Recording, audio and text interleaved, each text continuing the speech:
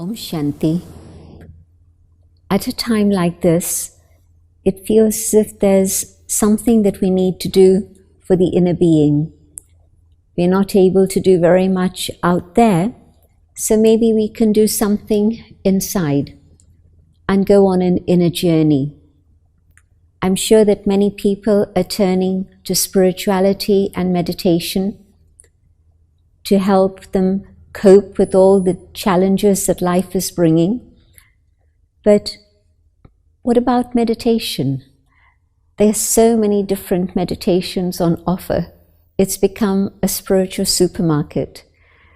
Which do I choose? How do I know what is going to be suitable for me? I really don't know where to begin. It depends actually on what I'm looking for. If I'm looking for concentration, if I'm looking for focusing my mind, there's a big variety to choose from.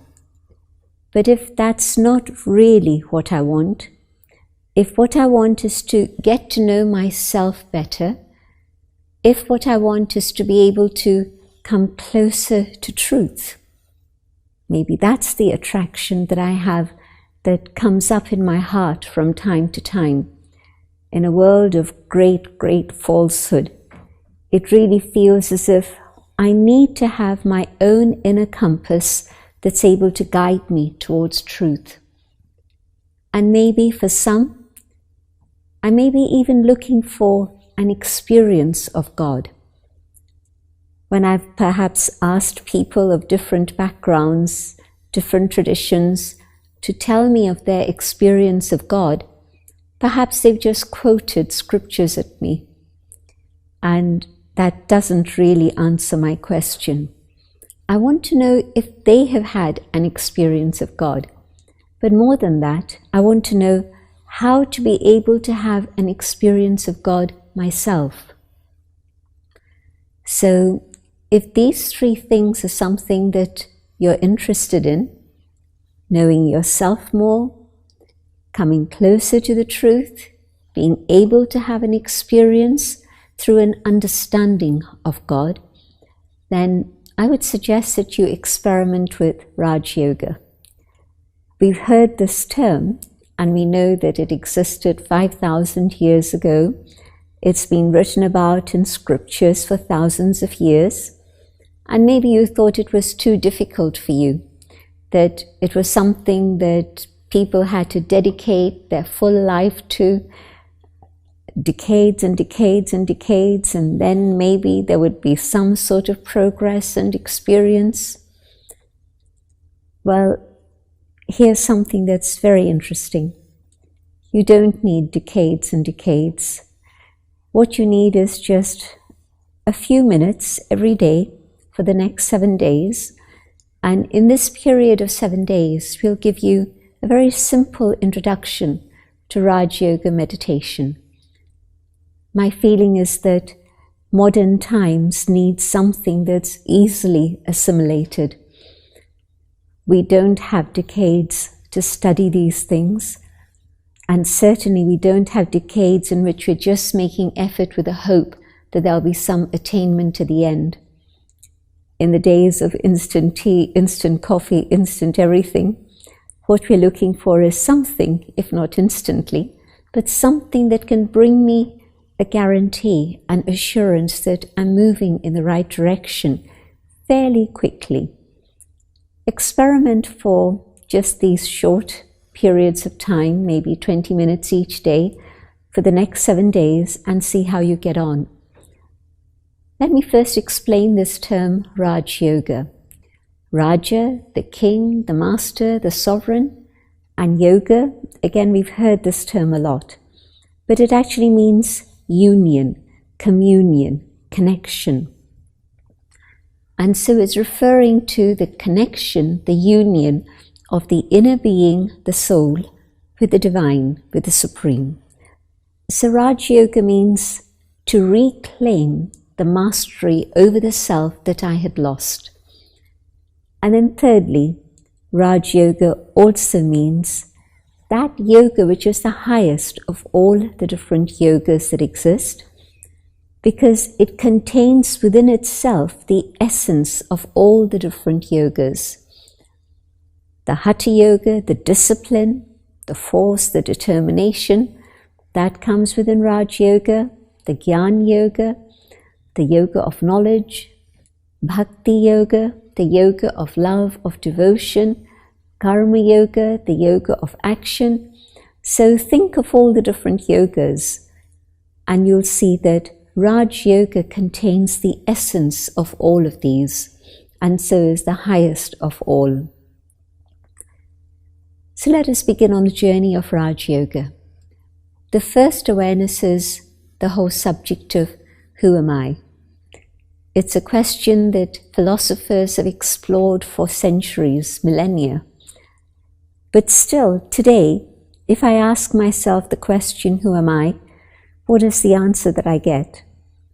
Is it the answer of just those things related to my physical identity? And there's plenty of those.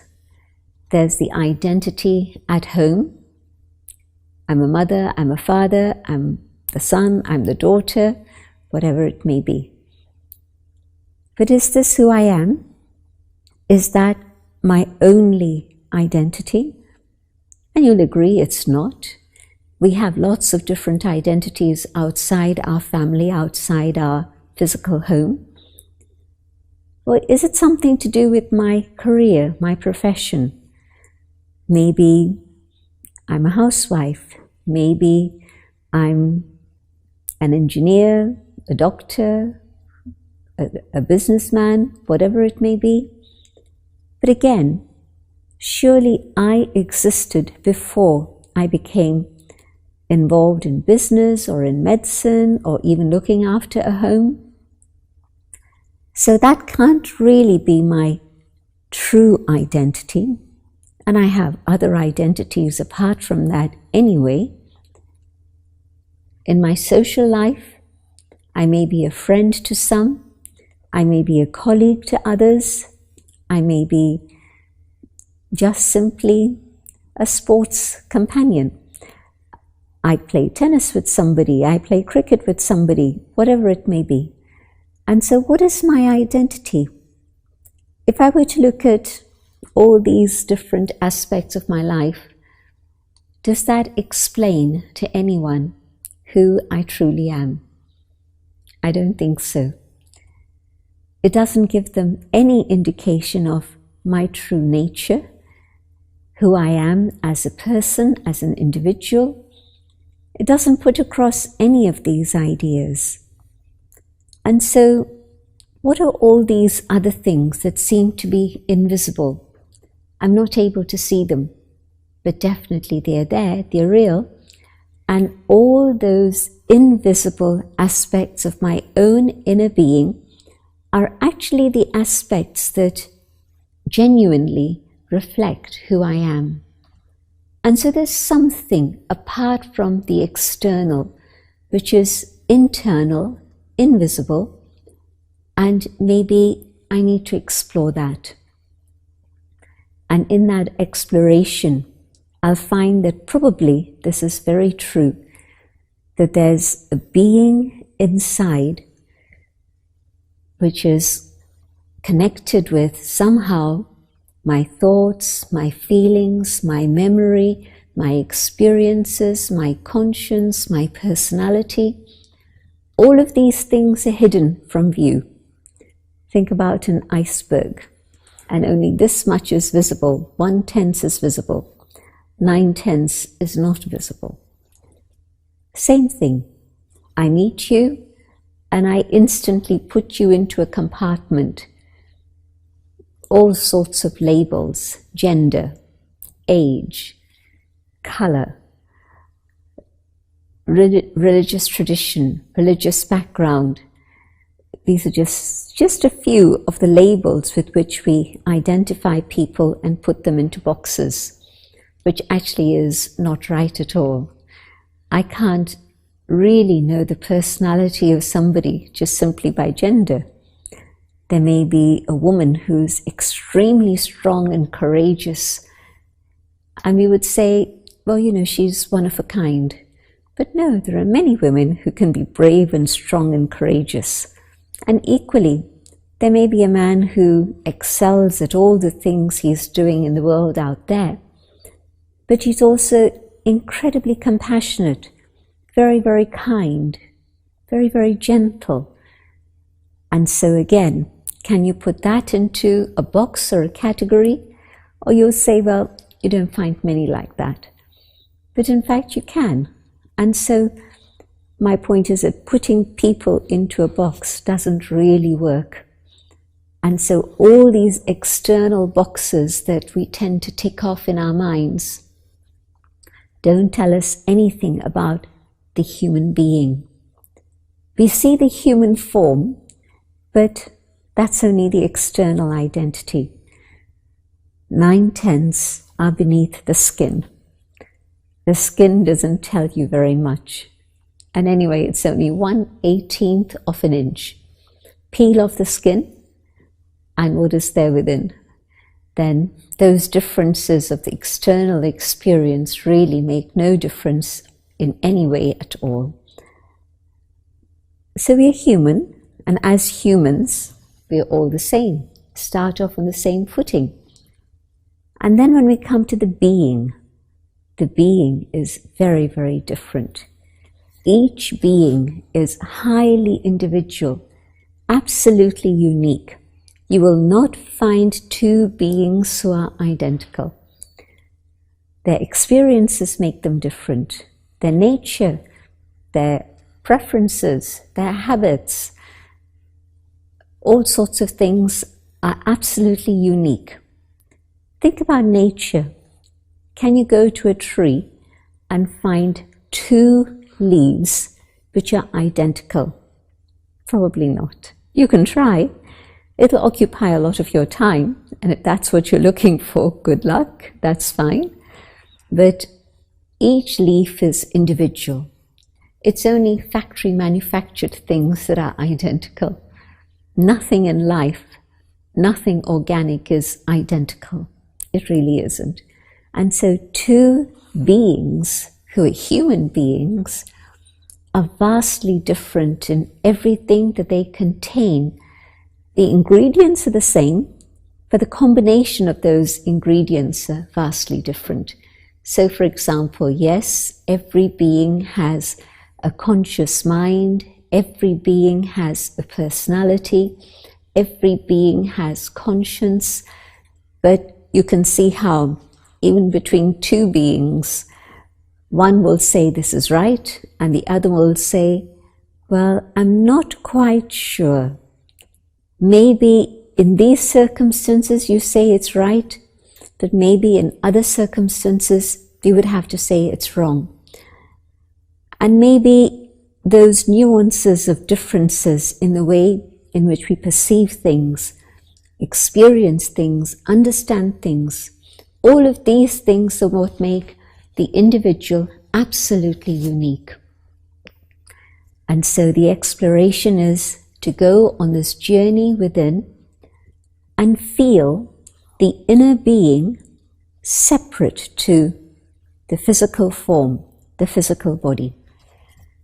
We would say that the soul is the driver and the body is the vehicle, the chariot that the soul uses to express itself and to gain information from the world out there and to absorb that information.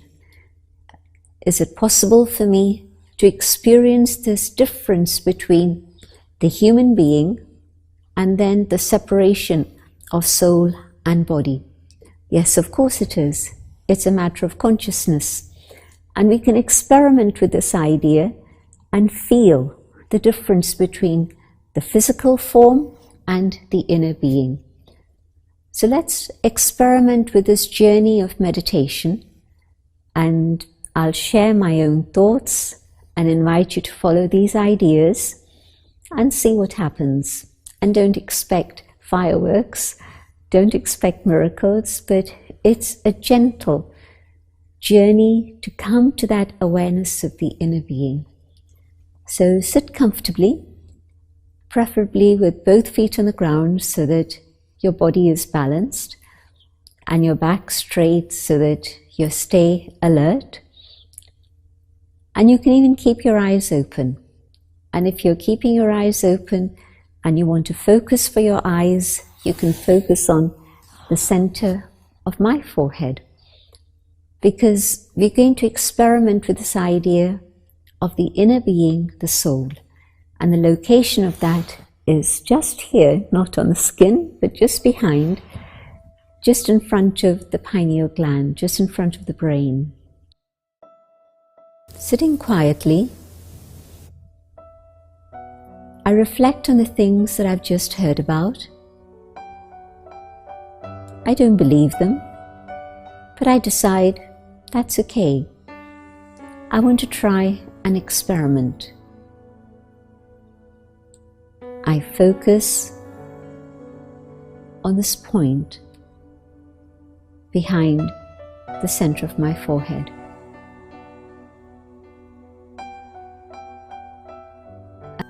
My voice. All this happens in a very conscious way, but I haven't been aware of it. But now, for a few moments, I step away from doing, and I want to experience being. So in this brief moment, I continue my journey inwards.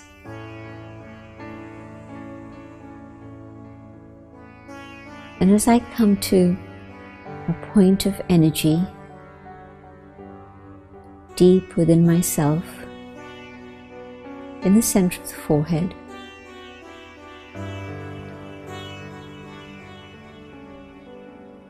I can feel the separation.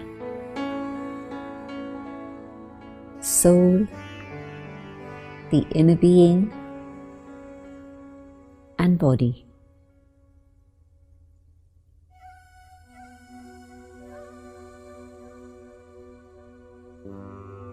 And as I go deeper and deeper within the soul itself,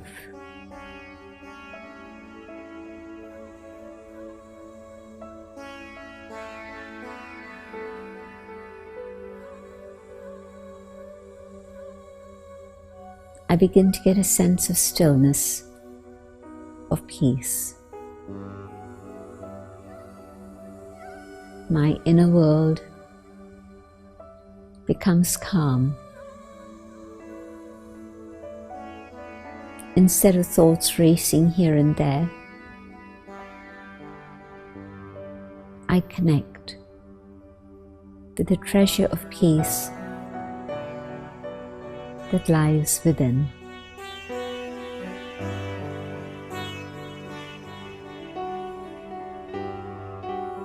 I am a being of peace. I hold this awareness and savor the experience. I am Om, peace, Shanti.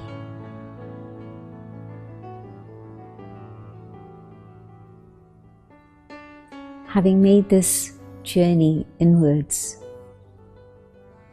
experiment with it through the day. Try it for the next 24 hours. I am here and I am in charge of this vehicle. I hope you'll try it. And even if it's for just a few minutes each day, I would actually recommend a few minutes each hour. But never mind, even if it's just a few minutes through the day, or before you go to sleep, and first thing when you awaken, try it.